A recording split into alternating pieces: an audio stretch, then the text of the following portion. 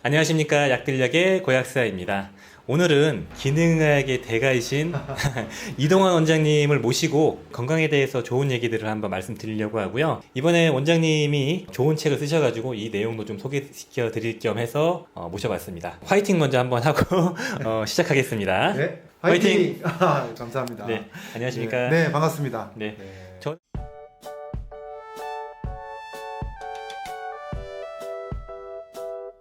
이동환 원장님과 좀 인연이 닿아서 이렇게 모시게 됐는데 자기소개 좀 간단하게 한번 부탁드리겠습니다. 네네. 먼저 이렇게 약들약의 구독자 여러분들께 너무너무 감사하다는 말씀 드리고요. 또 고약사님 이렇게 초대해 주셔서 너무너무 감사합니다.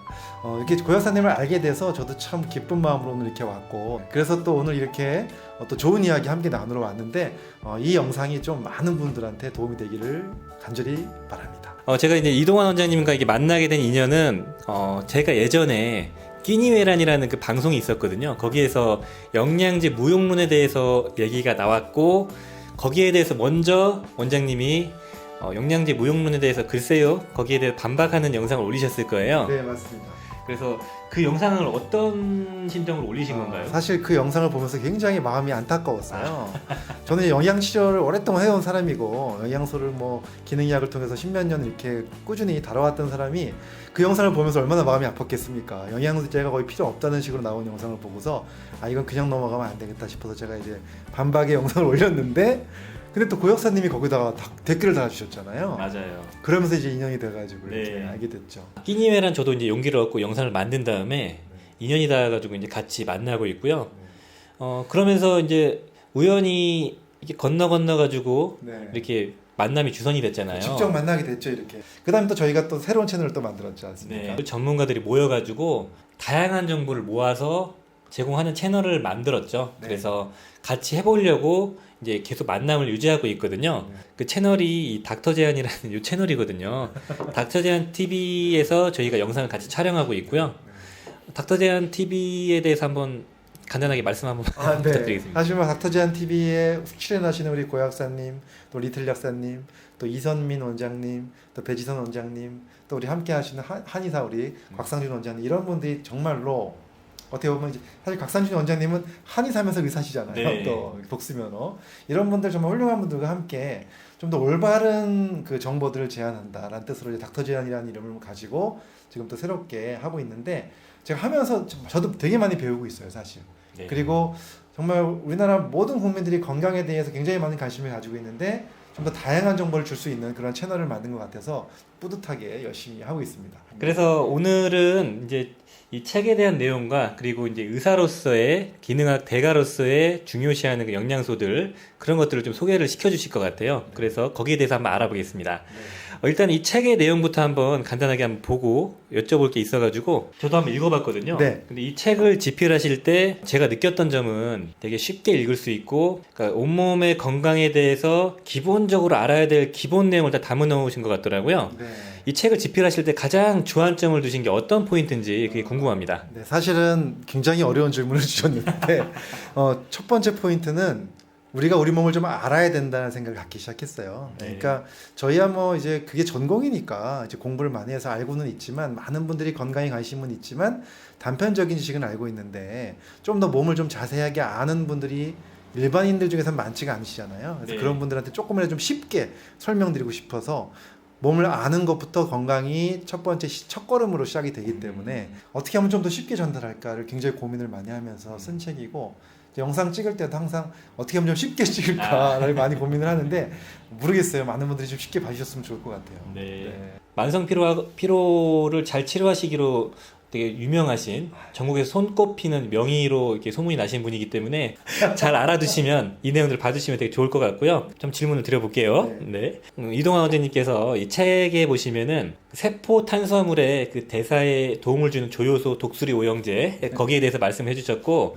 거기에다가 판토텐산을 덧붙여서 말씀을 드렸는데, 이것들은 어떤 정도의 용량과 어떤 역할을 하는 건지 좀 잘 한 번만 리마인드 시켜주시면 좋을 것 같아가지고 이게 사실 피로 회복이나 그 기력이 떨어지신 분들, 부신 피로가 있는 분들 이런 분들에게 가장 기본이면서도 핵심적인 성분들이잖아요. 네. 짧게 한 번만 부탁드리겠습니다. 질문이 너무 길어졌어요. 네. 사실은 자꾸 기능의학 대가 말씀하시고 뭐 이렇게 얘기하시는데 솔직히 많이 부담스럽네요. 제가 기능의학을 조금 일찍 하긴 했지만 대가들이 워낙 많으셔서 전 대가 측에 못 깁니다. 일단 독수리 오형제라고 제가 말씀드린 게 바로 뭐냐면은 그 세포의 그 미토콘드리아라고 하는 그 공장이 있잖아요. 에너지 공장. 네. 그 에너지 공장에서 첫 사이클을 돌아가는 TCA 사이클, 첫 사이클을 돌리는 과정에서 효소를 도와주는 5가지 영양소가 있다는 거죠. 맞습니다. 그게 이제 B1, B2, 이제 B3, 마그네슘, 그다음에 알파리포산이 있는데 거기다 이제 더 추가로 펜토테닉 액시드라고 얘기하는 B5까지 포함해서 이제 6가지를 많이 얘기하고 있고요. 이게 부족해지면 첫 번째 단추를 끼기가 어렵기 때문에 에너지가 나올 수 없다. 그래서 만성 피로로 고생하시는 분들 중에서 첫 번째 단추가 안 껴져 가지고 에너지를 못 만드는 분들도 꽤 있다는 얘기를 제가 이제 책에 썼죠. 다른 내용이 또 있더라고요. 그러니까 항산화제의 그런 유기적인 그 연관 고리들이 있잖아요. 네. 뭐 항산화 네트워크라고 얘기도 하고 있는데 맞습니다. 약사들이 중요시하는 것들은 보통 이제 처방을 못 하기 때문에 네. 알파리포산 이런 건 얘기를 못 드리거든요. 아, 그래서 네. 보통 비타민 C, AC를 가장 기본으로 잡고 뭐 네. 셀레늄 요 정도를 말씀을 드리고 있고 네. 뭐 식물성 파이토케미컬 이런 거를 말씀을 부가적으로 드리는데 네. 기능학 관점에서 다 중요하겠지만 내가 특별히 중요시하게 생각하는 그 항산화제는 어떤 건가? 역시 항산화제 하면 첫 번째는 비타민 C를 보고 있습니다. 아. 그래서 비타민 C를 저희가 메가도즈로 많이 쓰고 있고요. 네. 아, 메가도치면 혹시 IV로 하는 건가요? 네, 그렇죠. 점적할 때 혹시 그 용량은 어느 정도 보통 쓰는 거예요? 혈관 주사로 비타민 C는요 10g 이상 10g 이상이요? 쓰기도 아. 합니다.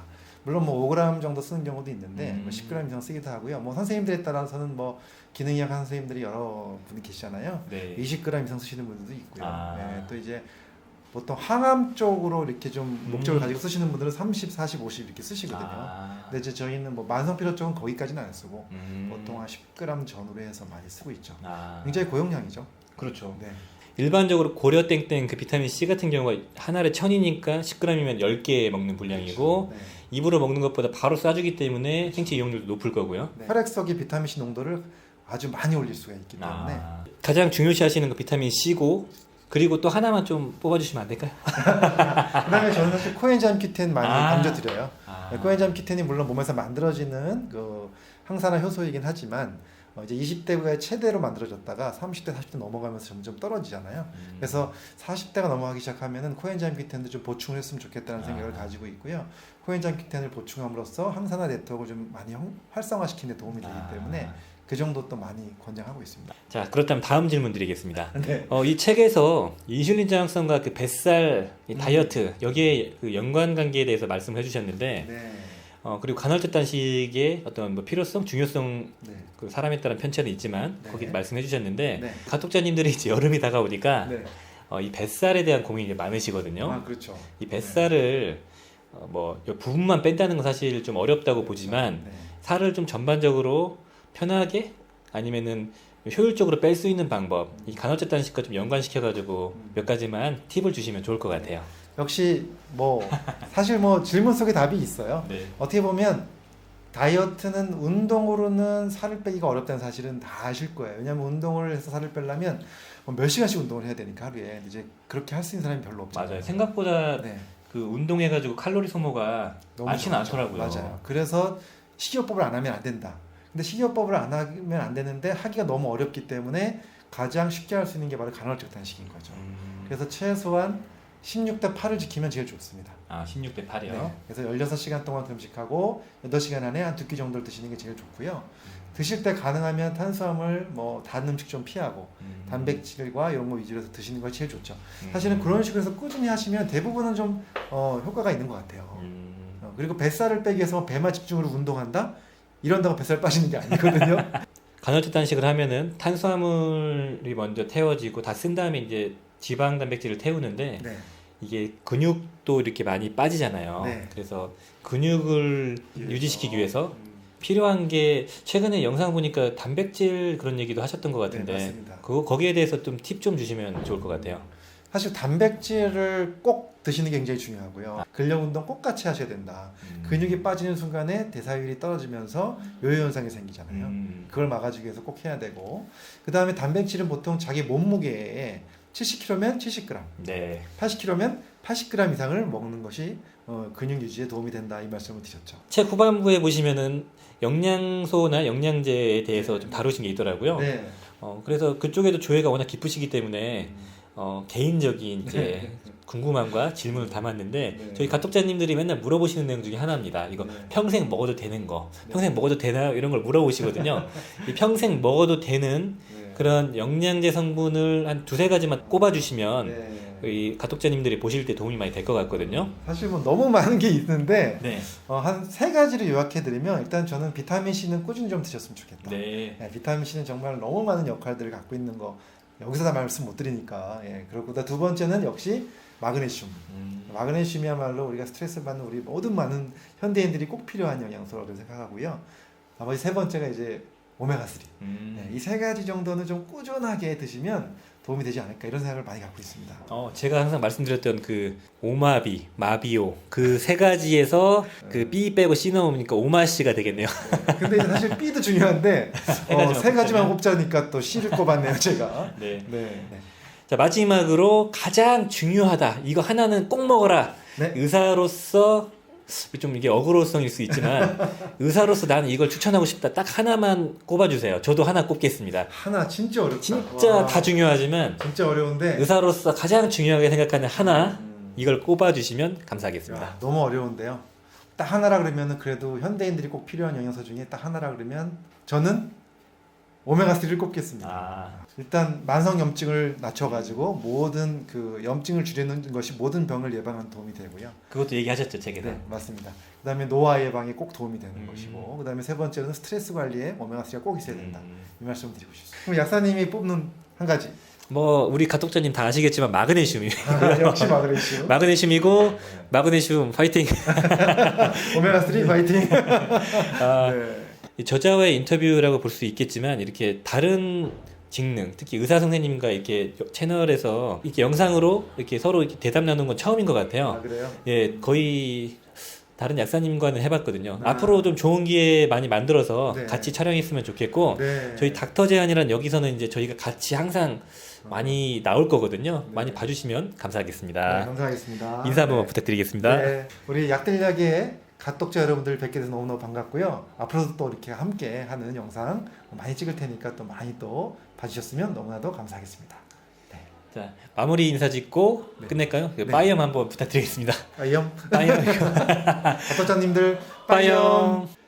자, 고생하셨습니다. 잘했습니다.